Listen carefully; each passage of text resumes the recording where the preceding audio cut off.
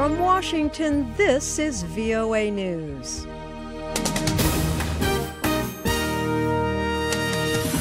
I'm Ann Ball reporting.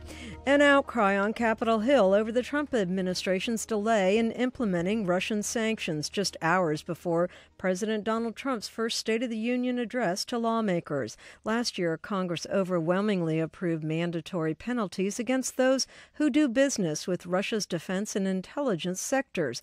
The Trump administration says the law already has had a chilling effect even before the sanctions take effect. But Senate Minority Leader Chuck Schumer has accused the administration of dragging its feet. President Trump has failed time and time again to stand up to Vladimir Putin, despite the assault that he carried out on our democracy in the 2016 elections.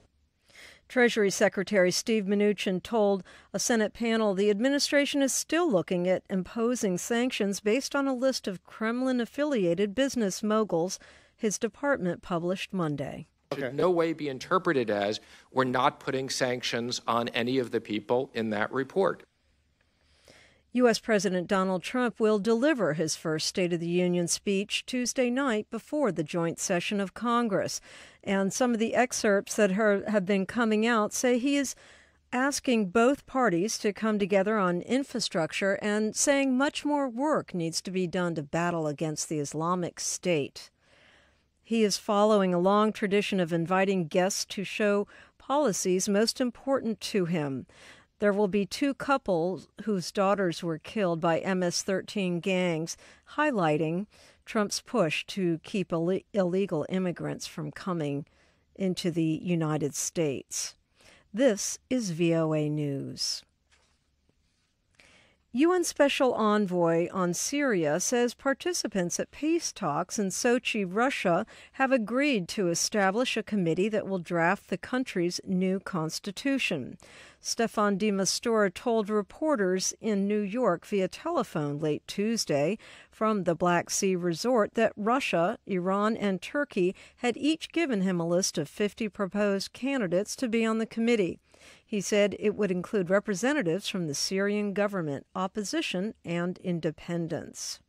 De Mistura said he is determined to make the Constitutional Committee a reality. The veteran diplomat would not give a timeline for when he would announce his criteria or convene the committee to begin drafting the Constitution.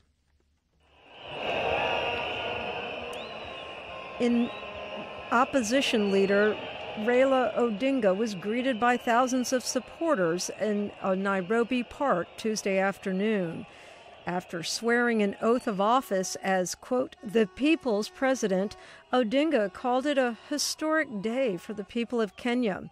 Kenya's attorney general said that Odinga declaring himself president would be considered an act of high treason, an offense punishable by death.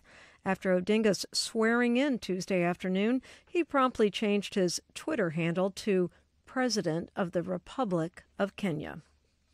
Pakistan disclosed Tuesday it recently extradited 27 suspected Taliban and Haqqani militants to Afghanistan as part of an effort to stop insurgents from using Pakistan for terrorist activities.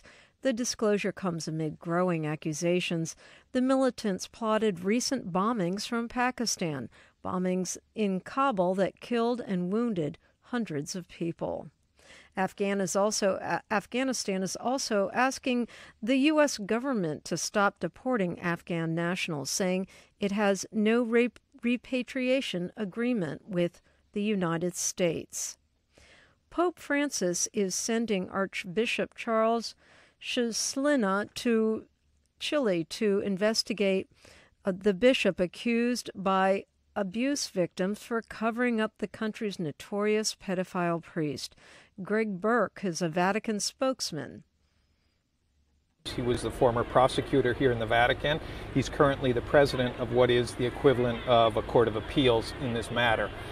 Archbishop Scicluna will go to Chile as soon as possible. The Vatican said that Scicluna will travel to Chile to listen to those who have expressed the desire to provide elements. From VOA. I'm Ann Ball in Washington.